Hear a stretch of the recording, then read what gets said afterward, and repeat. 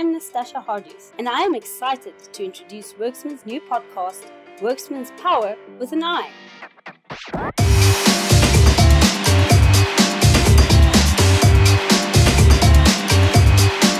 Welcome to Worksman's Power with an I, or Worksman's podcast on women in insolvency and restructuring. I am Nastasha Hardius. I have the good fortune of being a partner of Worksman's attorneys, where I practice business rescue, restructuring, and insolvency law.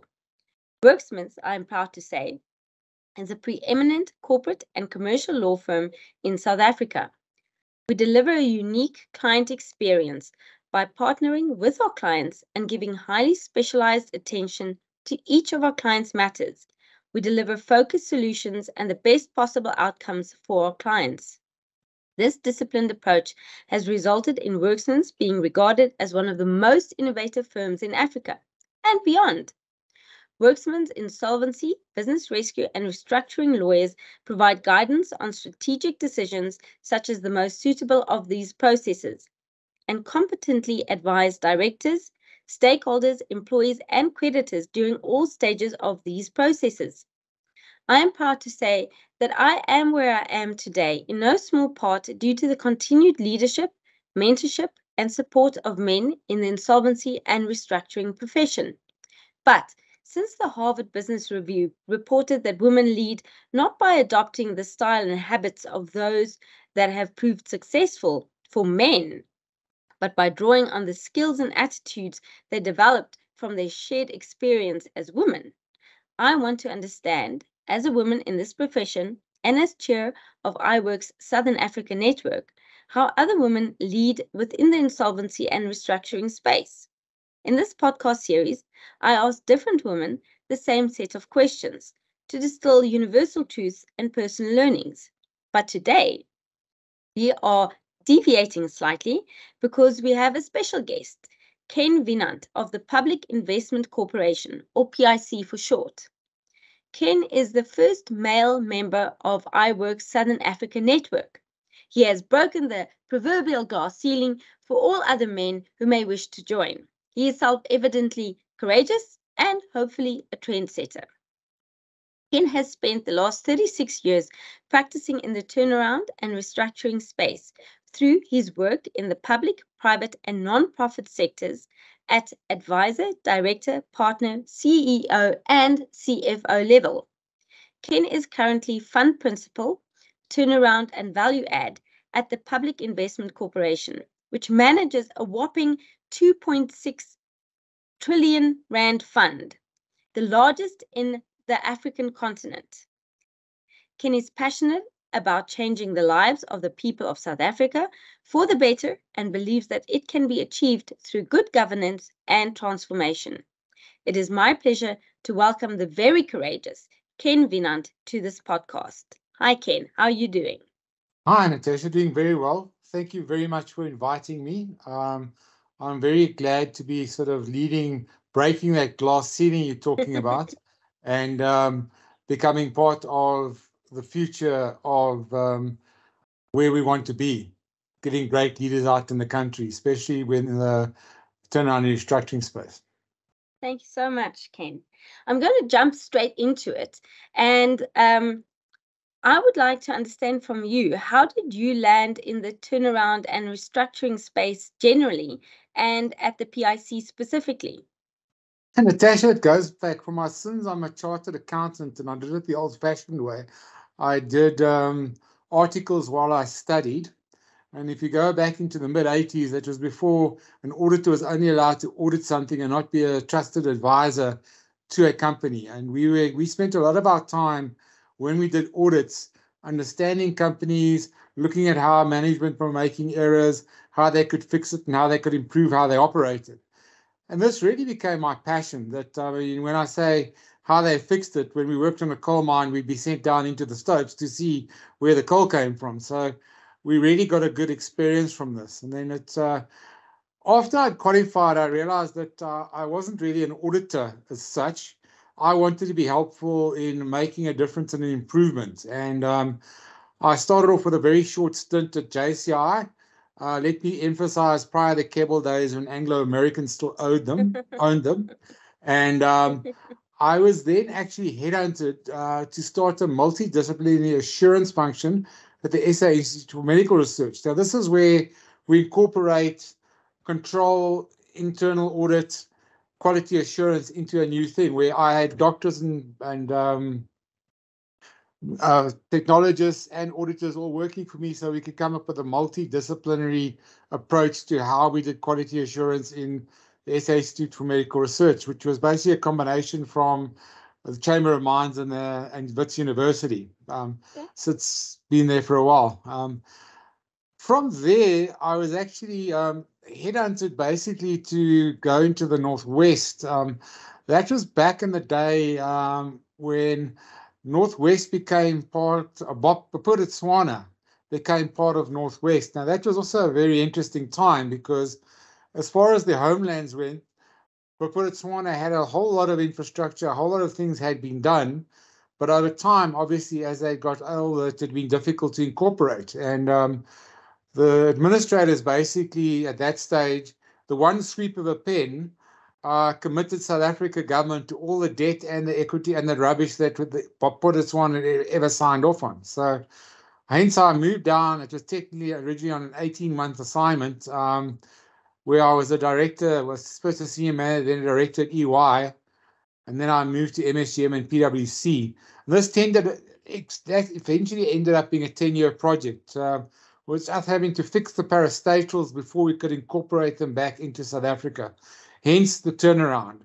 Now, Northwest Development Corporation is probably one of the most famous judicial managements that was out there in that day, because judicial management was sort of the precursor to business rescue, was not popular at all. And we actually took this company and we converted the parastatal into a PTY so we could actually use the legislation.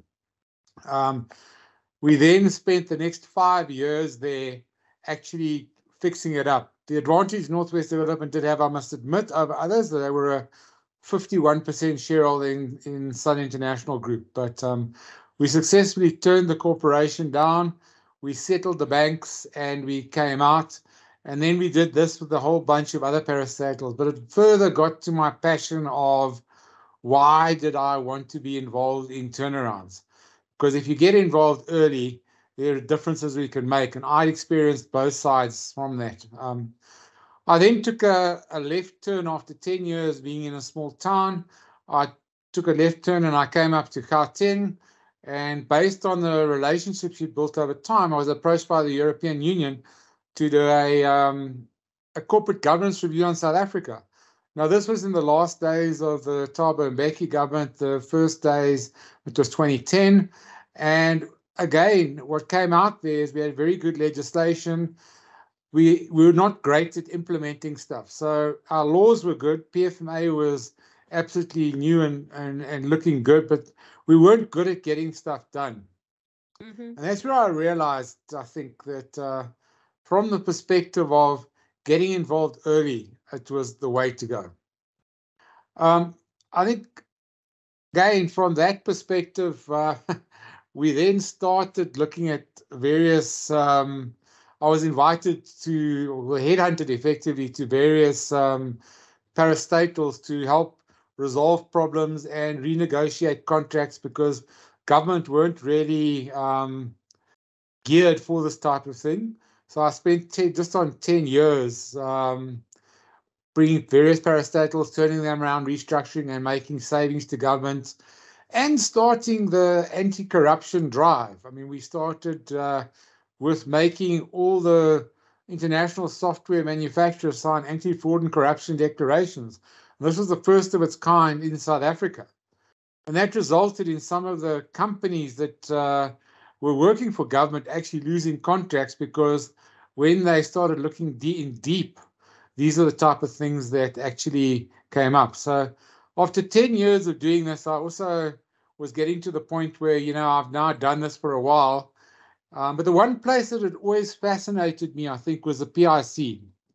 Here was a fund that manages a couple of things, the GPF being the biggest client, the Government Employees Pension Fund, the UIF and the Compensation Fund, probably about 20 or 30 smaller pension funds. But When I talk about small, though, I work in the unlisted portfolio, which is about 150 billion rands worth of assets. So it was always a great thing for me. If I could make an impact, where would a great place to be? And when you start talking about the largest asset manager on the continent, this gives you really the ability to influence behaviors on the way business reacts to imperatives, the reach you have and access, the roles we have, the networks we can make, and by actually working PIC into the transformation space, making sure that the people that we did business with will actually work using the same understandings as we use. So I think, I mean, we are unashamedly pro transformation and unashamedly pro, especially Black female empowerment. This helped me to become a part of a journey. So when I was offered an opportunity to interview for this job, I took it with both hands. I think I was lucky enough, they actually appointed me to the role. I started off and I was an army of one to start with. And it's only in the last 2 or 3 years we've actually been using a hybrid model. But so what we had to do is say we had to use the professional groups out there, plus the internal resources of PIC, who for the size we are really quite a small company as far as we have under 400 employees. So we are very much using professional services. So on my agendas, obviously, there was fraud and corruption, and tying it back to my personal ethos, equality on race and gender. Mm-hmm. And I mean, I think the adage goes, if you empower a woman, you empower a village. Now, I mean, I'll be wrong if I quote the bank, but please apologize. It's I think it's in Bangladesh. There's a bank that lends to small amounts of $50 to women only, and their write-off rate is 0. Because why? Because the women actually come out and they do things. And I think that's really, well, I'm actually I've got the backing of the largest fund manager. I'm lucky to the fact that they unashamedly support empowerment and especially women empowerment. So to me, this was a great opportunity to make a difference. Thanks, Ken. Just a few comments on what you said. I still remember watching Bob TV when I was very small. So you gave away your age there. But insofar as women as responsible and credit-worthy citizens are concerned, I think there's quite a bit of research out there which says that women are, firstly, our insurance is lower because we're better drivers, even though I'm yet to meet a man that's going to admit it. You might be the first. But I think we're also very diligent in repaying creditors. And so I know, for instance, that there is a few banks in South Africa also that look at women's income, but also women as opposed to men. So I think that that sort of thinking is trickling down throughout the corporate world, and I'm pleased that you raised it. Well, I can give you a personal example. I'm a chartered accountant. I'm married to a reformed attorney, and who handles the finances in our house? It is my wife. Far better at it than me. Well, there you go. I'm wondering, or maybe wondering aloud, transformation and integration of genders in the workplace seems to be very close to your heart. Do you want to tell us why you decided to join the I Work Southern Africa network? Yeah, Nastasia, I think I need to give you a bit of background now. When you say I'm giving away my age, I'm going to give away my lineage. My great-grandmother was a suffragette. My grandmother participated in the 1950s Women's March. My mother has been fighting for equal pay for equal work and getting women retirement benefits. I mean, that was still something that only happened in the 80s. I have a mother-in-law who actually was spent time as an inspector of schools in the rural areas of KwaZulu-Natal. And she was quite up to taking on the minister, making sure that there was schools built specifically in that period for disabled children, because that was something that was never looked at before. And I think my wife has also been an advocate of equal rights in the legal profession and also going through this. So if in the old days, you'll say, I come from a very matriarchal society. So to put my head around the fact that women are not given the place I believe they deserve, I found it very difficult. So, I mean, I go back to another example where my first mentor was when I was doing articles. It was a young lady who was busy with her CTA studying part-time. And I was terrible at economics. And she used to give me one night a week. Now, if you understand, we're working and studying part-time, to come and go to her house, and she would spend a night a week teaching me economics. She later went on to, I mean, that's an enormous sacrifice. I mean, you look at the fact that you need to do 60 hours studying, 40 hours working, that's your minimum week. She later came on to become third in the board exam. She was the first UNISA candidate at that stage to become in the top 10 in the psycho board exam. Sure. But then eventually what worried me and really upset me at that stage was that, such a boys' club. I'd go on audits where here's this lady who is now third in the country, and I've still got partners who don't want to talk directly with her, will talk through me as a second or third year student to talk to her. So from me, that old boys' club was something that needed to be sorted out. I mean, if I take it now, we've actually lost her to South Africa. She and her family immigrated to the US, and she's now very successful in the US. I think then I need to roll forward perhaps to where I am at the PRC. I originally reported to the head of investment management, who's a very, very competent lady who's responsible for ESG as well as the investment part. And she mentored and guided me through a mire of male-dominated boards and leaders in industry, so that we were in a position to make an impact. I mean, and I think a lot of men who sit in these roles, like I am in the moment, are just paying lip service to transformation and gender rights. I'm looking to walk the talk. And this is why I'm actually joining URIC South Africa. I want to make a difference, and I think you make a difference by working within. My role and the role of all the PRC cadres we have allow us to engage and work with fund companies and look at individuals and who are prepared to adopt policies similar to what we have in line. So our ethos on transformation gives us the ability to actually impact it. So that, from my perspective, was why PIC as well is so exciting to me.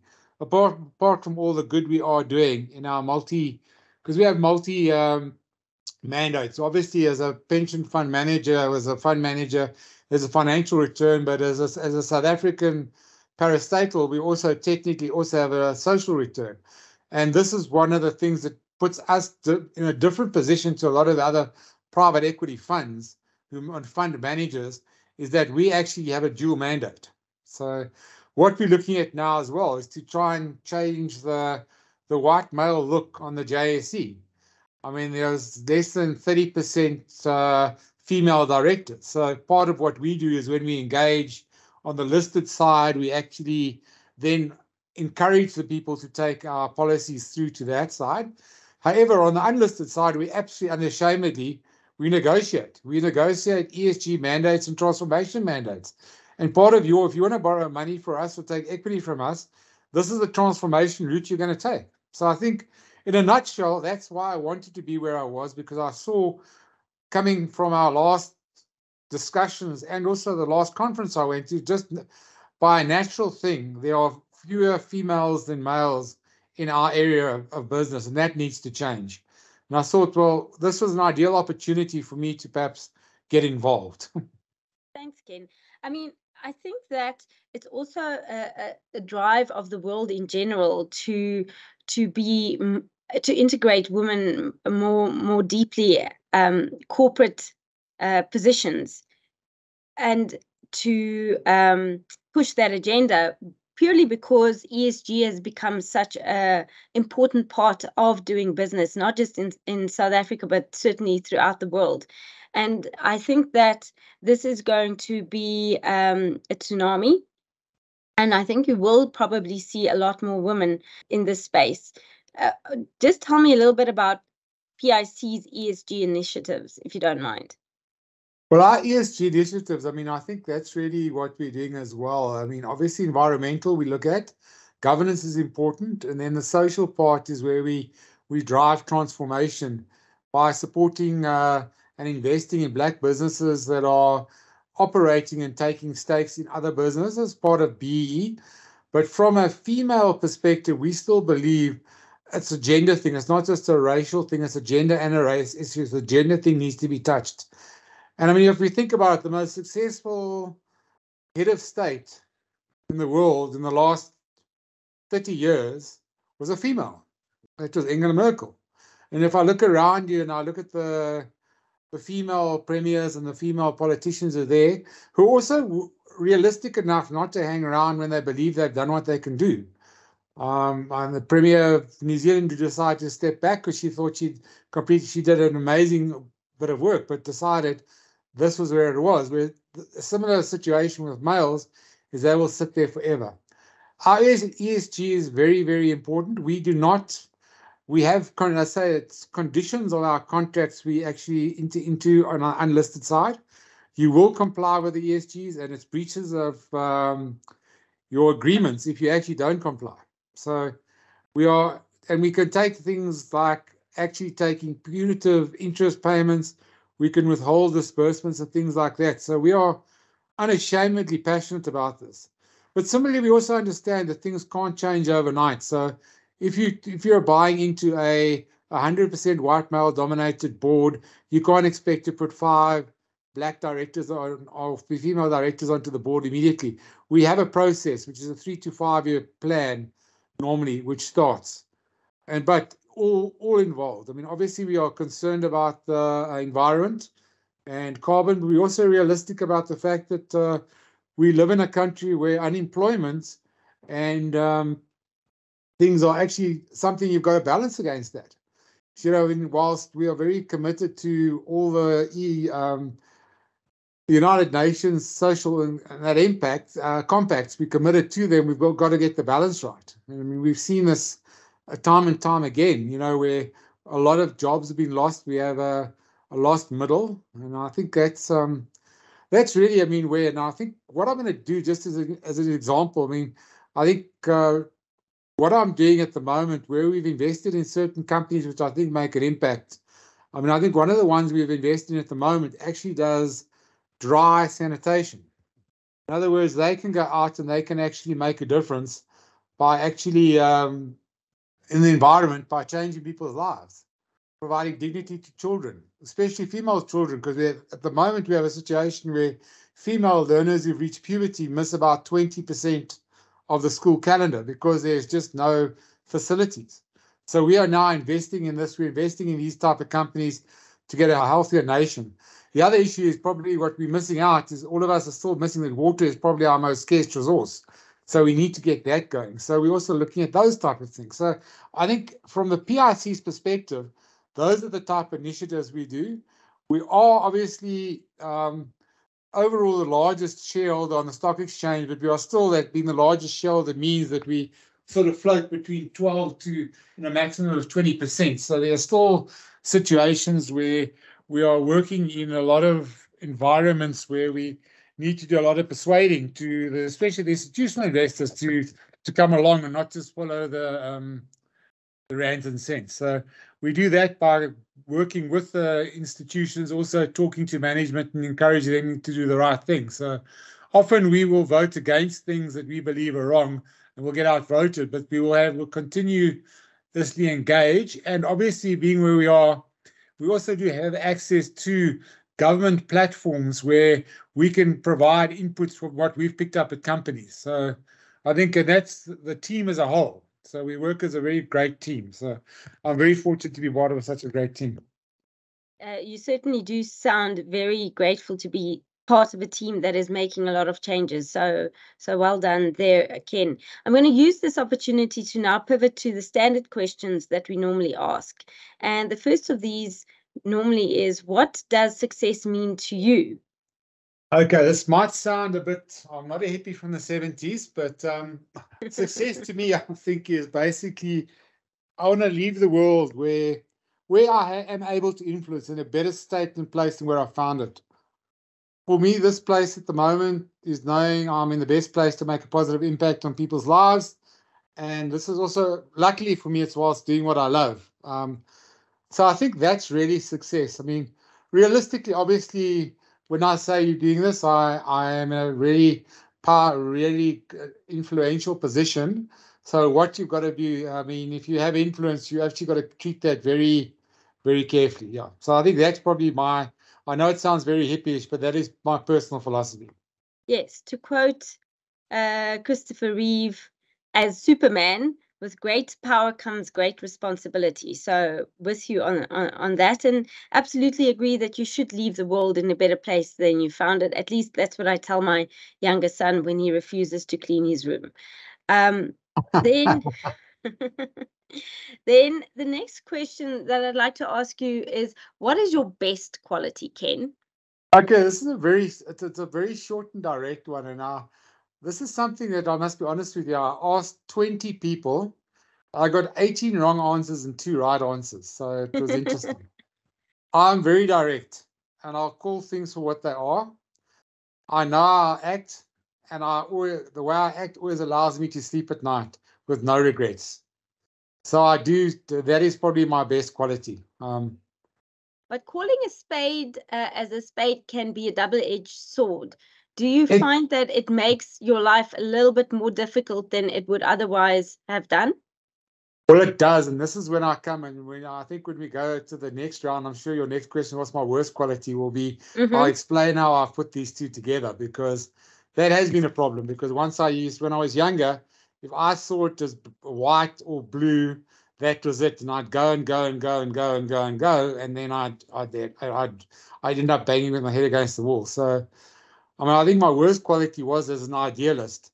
I think that's something today, apart from my reputation, which I will never compromise on, I do actually sometimes look for compromises. And I mean, it's actually, I'm in a very sad place at the moment. There's a very good friend of mine passed away, but he's the brother of the previous Deputy Chief Justice. And he gave me some very, very sage advice around a coffee table once, and said that it's better to bank a return for your client than win a hollow moral victory, which costs millions and only proves that you're right, but not looking at the big picture. So I think that's really my worst quality over time. I've learned to adapt that. And I say the only time where my worst quality comes out in me, I have one reputation, and I will protect that with my life. Got it. I mean, I'm sorry for your loss, Ken. It sounds like he was a great human being. You've answered my next question about what's your worst quality. So, and in fact, I think you have to a large degree answered the question after that, is to say how have both these qualities served you professionally? I don't know if you want to expand on that, or whether or not you're happy with your answer. I think I would like to expand on that, Nastasha, because I think what happens is, I mean, unfortunately, being a grey hair, rear end in seats, and you can edit that how you need to, is what gets you experience, and also what gets you networks. So, and again, it comes back to having a reputation. So both qualities have served me extremely well professionally. I've garnished a reputation in my sphere, in everything I've done, of being fair, tough, but fair. But it was also something I also learned as well. I have the ability to know when I don't know. And I have the little black book, okay, to today's generation. I have a little pink iPhone to be able to find the right answer from the right person who has crossed over my path in the beginning. And even if I haven't talked to that person for 10 years, we will communicate things like birthdays and anniversaries, but we're always happy to talk. I mean, a great example of this is actually you and your boss. I mean, if I've got a problem, I can phone Eric and ask him for advice just like that. He's not a client, it's not this, it's there, but he knows it's for the betterment of the country, and he will assist. So I think from that perspective, that has really been what has helped me professionally from my strengths and weaknesses. That's a great answer. Thank you for that, Ken. Before we go on to the next question, I just want to ask you this. You've been speaking a lot about your reputation, And I'd like for you to perhaps share with the female professionals who are listening to this podcast how you managed to build such a powerful reputation. Because I think that is something that the female professionals in this particular space is probably all striving towards, because you don't pick up the work unless you have the reputation. So if you want to perhaps give us a few hints, if you have any. Yeah, I mean, I think really the starting point is work hard. Well, I mean, like you always do. And unfortunately, in this environment where you are, you're working harder, but also become a person of trust by networking. And networking is not sitting around necessarily going to parties. It's passing on. And I must tell you, I use LinkedIn social media quite a bit, but it's to actually get there, get in front of people, have a conversation. Don't be scared to pick up the phone. If you want to ask a question to the CEO of a company, phone his secretary, because that's actually, I mean, one of my little skills really is the fact that I've always, right throughout my career, understood that to get into a really important person's space is to understand the people around them. And the person who knows them best will be their executive assistant or their PA or the executive in their office. And so I've built up reputations, things like that. But I think from the perspective where you're coming from is I think there's been it's a shift that needs to happen in the industry, because we've gone from last year's Deloitte survey where they talked about the male dominance and the 20 or so business rescue practitioners, etc., etc. But honestly, when we go out and we look out there, there are few and far between. So I think from that perspective, if you're going to take the career, have a look at it. You'll see I often talk about restructuring, because I think once we get down the business rescue, which has its space, obviously, once we get down that route and liquidations, there's not much we can do. But get involved, get to know people, get to know other people. So expand your networks. And there's nothing wrong with it. I mean, I sit with the same cell phone number I had since 1994. I had a Nokia 3310, you know, those big bricks.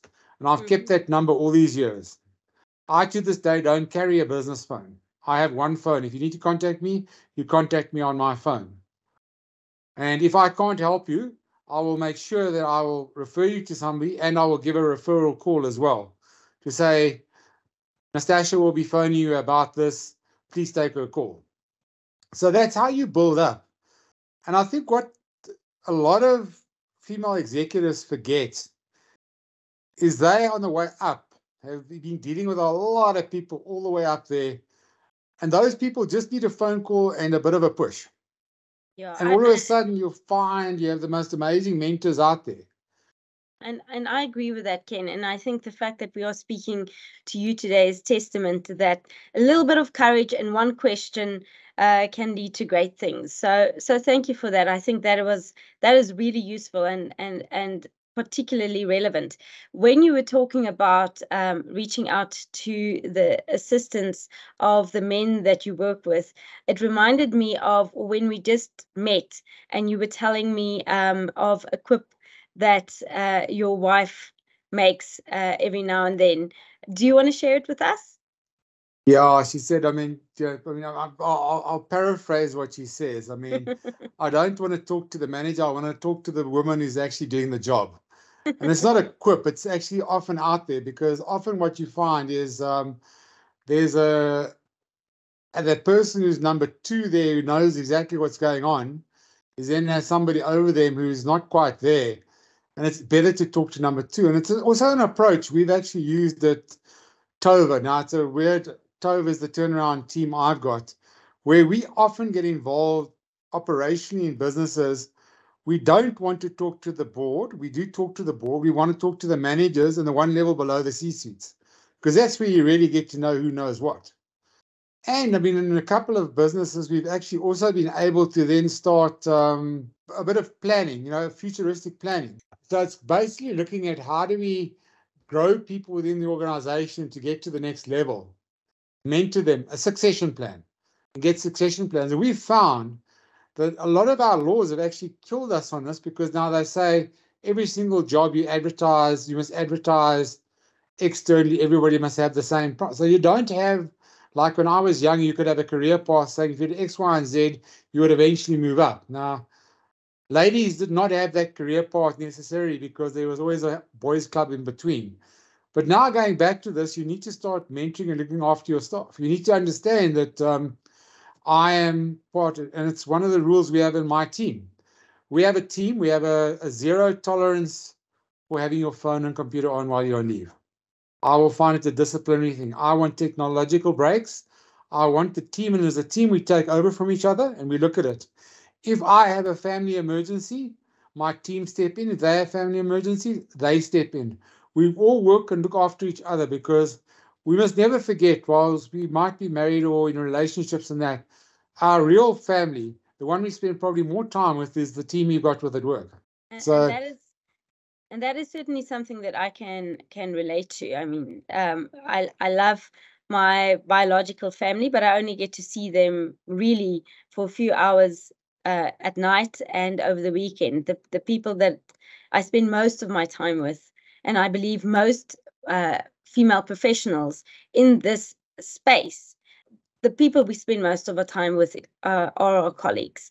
So I can completely relate to that, and I think that is something else that we could probably have a podcast on for a whole other hour, is taking technological breaks, but that's not the purpose of this podcast. So I just want to say, I'm just going to put my male hat on for a second. I also think, with the greatest due respect, that ladies do not put their foot down enough and just say no. Saying, I have this commitment, I will deal with this commitment, I will deal with this when you're there. I perhaps won't be available. Same as I as a man, I'm not available at certain stages. Nobody would think twice. They'll just say, okay, you're not available. But as a woman, if you want to go and watch a game of football or netball or something like that of your children, you look down on it. Now, from our perspective at the PIC, we look at this as we want to get the jobs done. We have core working hours to make sure that we have teams represented, but we are there to make sure that everybody tries to get a bit of a work-life balance. Now, to start with, we come from a patriarchal society, so for women in general, and there's probably a handful of exceptions, you have running the family, running everything else at home as well, with a husband who's doing their best to help, but most of us are not really that domesticated. And then having a full career working equivalently or harder than I'm working, and still only the same 24 hours in a day. So I know that's a very old, antiquated Nancy Reagan thing, which he referred to drugs by saying, just say no. But it's something that people need to learn to do. Yeah, and I think it's a lot to do with the employer, and I guess I'm fortunate that Worksman's allows me that flexibility and respect. But a lot of women don't go out of the gates with that sort of respect, and that is something that would have to change. But I think it also changes with every no. So that was a useful observation. Thanks, Ken. But I think with the every no as well, Nastasia, there are lots of people out there. There are lots and lots of really great females out there. And it's time the females that are sitting on the board start teaching their male counterparts why no is an important thing. I agree. So similar to the way I'm saying, as a man, I must walk the walk. Ladies in positions of influence need to walk the walk for themselves and for their colleagues, men and women. But it works the same way. 100%. Ken, you've given us a lot of really good advice on this podcast. I'm wondering, if you had to look back at your younger self, what advice would you give a 20-something-old Ken Wienand if he were to practice in today's times? Now, this is actually very interesting because I mean, I wouldn't remember 20 years back. It's so long ago. But what I would say, something that when you're young, you don't do. Always listen to those around you. Never prejudge a person without hearing their story. You might disagree with what they have to say. You might think they're ridiculous, but you've never lived their reality. And their reality is what they live with. So I'm not saying you need to take everything on board, but I'm saying understand how people think and what's going through their minds.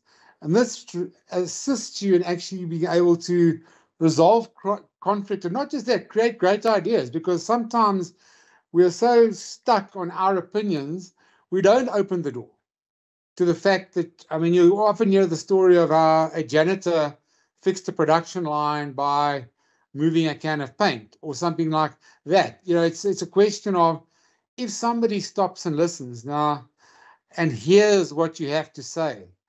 So I say my biggest thing to myself would be, listen with your ears and listen and process before you talk, and accept when you've made an error. Everybody has a right to their opinion. If you disagree with it, you can disagree with it. I'm not saying a racist opinion. I'm not saying that's just illegal. But if I am sitting in a situation where if I ride a bicycle to work and back, I'm going to get mugged, so I therefore have to spend 50 Rand a day on taxis. And that's happened to one of my domestic workers who's been mugged 3 times now. He's now had to make a call. Now he doesn't have X because he's got Y. I mean, we'll sort that out. But listening to him, when he hadn't pitched for work, I was very upset. Why haven't you pitched to work? Why didn't you phone me? Well, he'd actually been mugged and his phone had been stolen. So I think that's the advice I'd give to my 20-year-old self is listen, and remember, the more opinions out there, the more ideas you have. I mean, who would have thought that the biggest car manufacturer in the world would be an electric car manufacturer 10 years ago, 20 years ago? 100%. And the Pretoria Boykie nogal.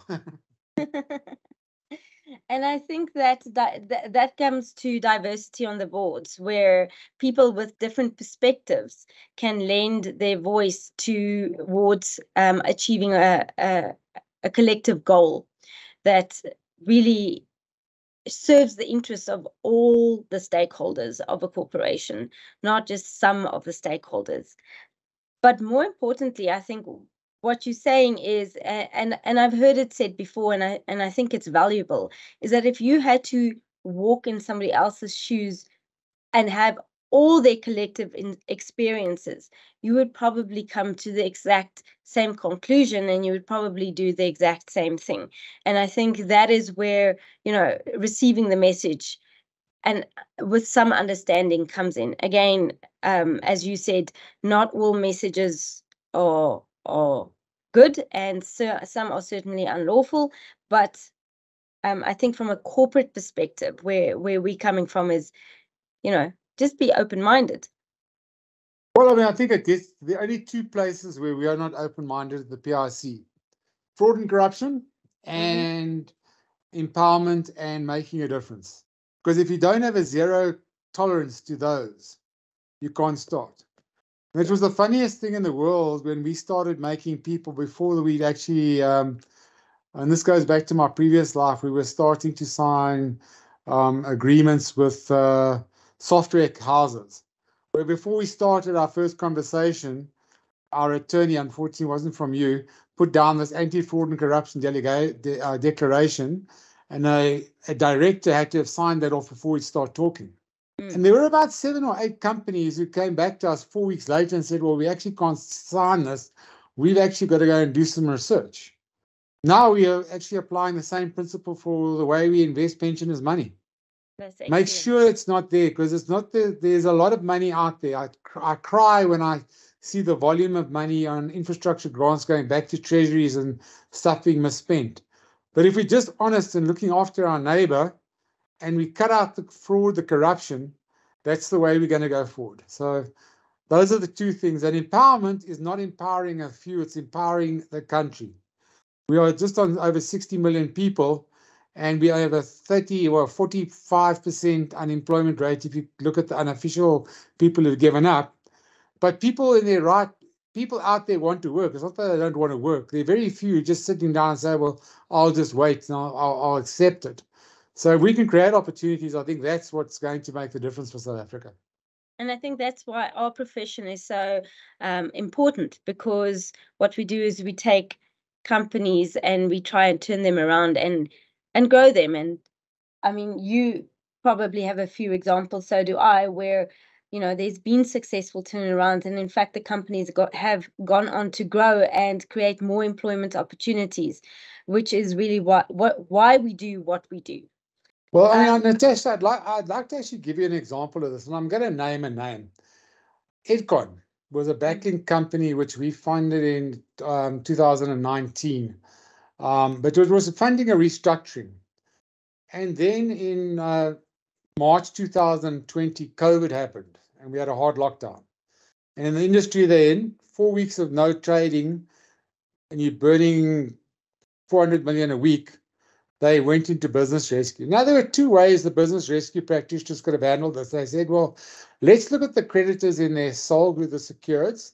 Let's see how much sense in the rand we can get them. Or how do we look at this from an SA Inc. perspective? And that's where it did help that as PIC, we had a seat at the table.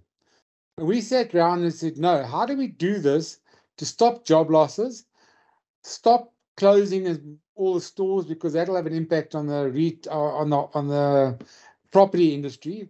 Obviously, up and down in the food chains, it would stop doing that. So we could have got a better sense in the share by selling out to a debt collector. However, we took the ground and we took the creditors, all of them. We took ourselves through a process where the company was sold off in such a way that two other companies, and I'll name them as well, because it's been in the media, TFG, when they've actually taken Jet, have now got the capacity where they're starting to do their own manufacturing locally. It's great value add.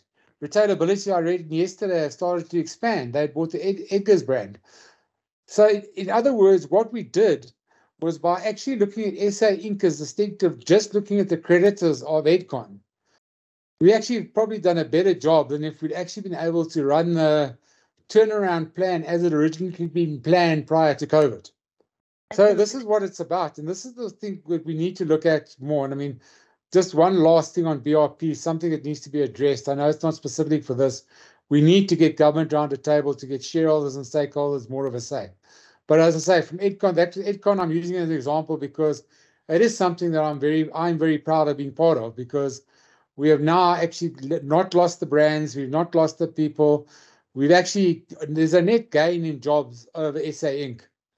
So there are cases where it does help. Business rescue happens. I think what we've got to do, and this is where I think as ladies in the profession who are coming up, when you start looking at business rescues, look at part A, because everybody who is grey as hair as me, most of the people look at part B.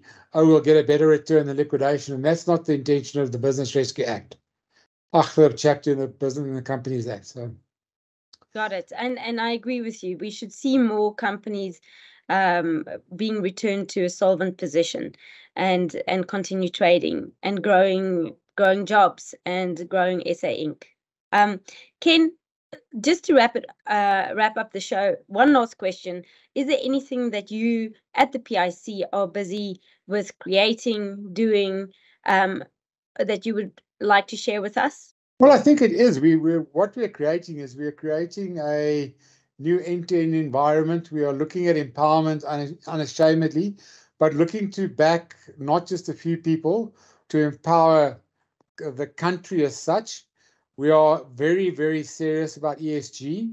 We're a very, very big research team. Our ESG team are doing amazing things into climate change. We are looking at how we can utilize the resources we have. We are backing new innovation. We are funding wind farms. We're funding alternate energy. But similarly, we are very keen to fund women entrepreneurs. When I say an entrepreneur, I'm saying operators, not people who are going to sit there and accumulate wealth. So we are quite happy, and we have ample amounts of money to spend in the right places, but we are not careless with pensioners' money.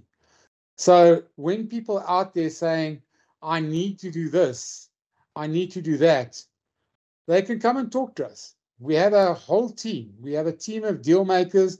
We have funds of funds where we deal with smaller investments, because we really don't invest with much less than 150 million a transaction. But we then have funds of funds where we allocate funds to smaller private equity funds to look at.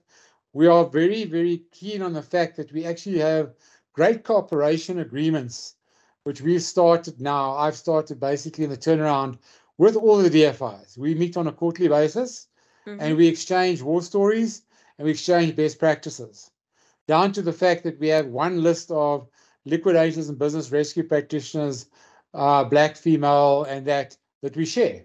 We're not scared to share these things. We've I'll just use IDC as an example. They're doing something better than I am. I will go and have a conversation and say, well, can I use that, please? Because I'm going to do the better for the country.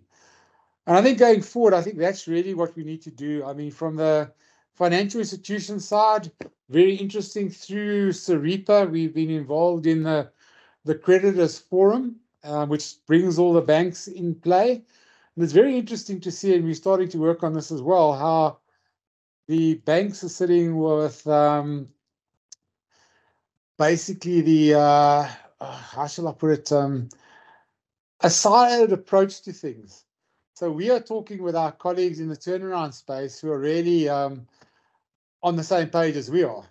But then when you get down to the bankers itself, the bankers themselves are not talking to each other. Now, that is something that from the PRC's perspective, we bring on board with our investees, not our clients. Our clients, obviously, GPF, UIF, and investees are the companies we put money into. We bridge that gap.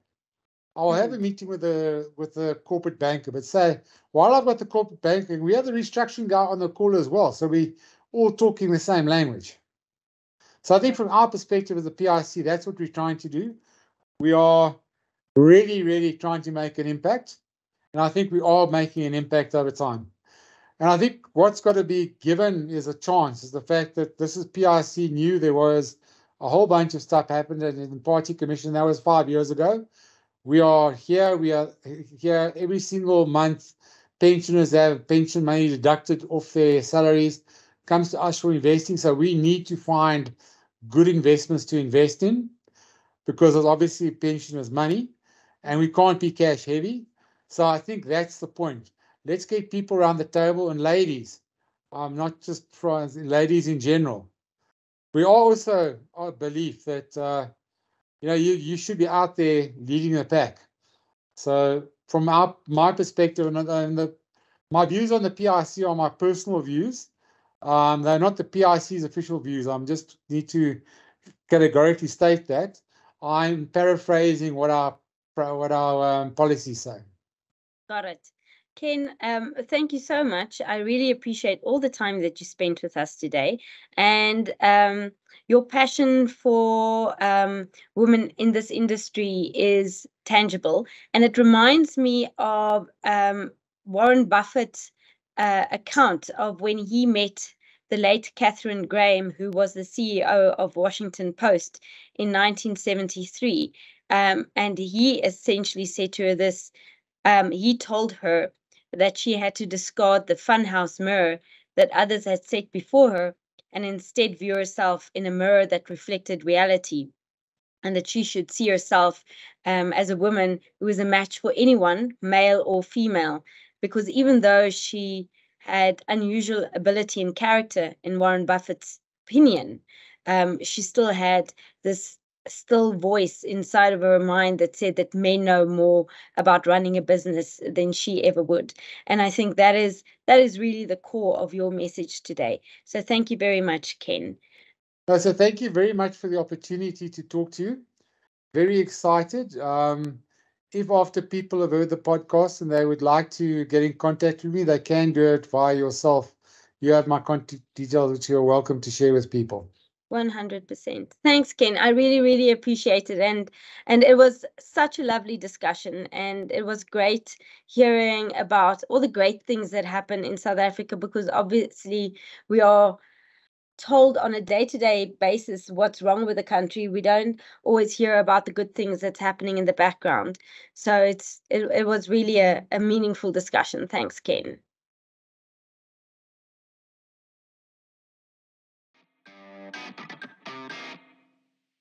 Worksman's attorneys, keep us close.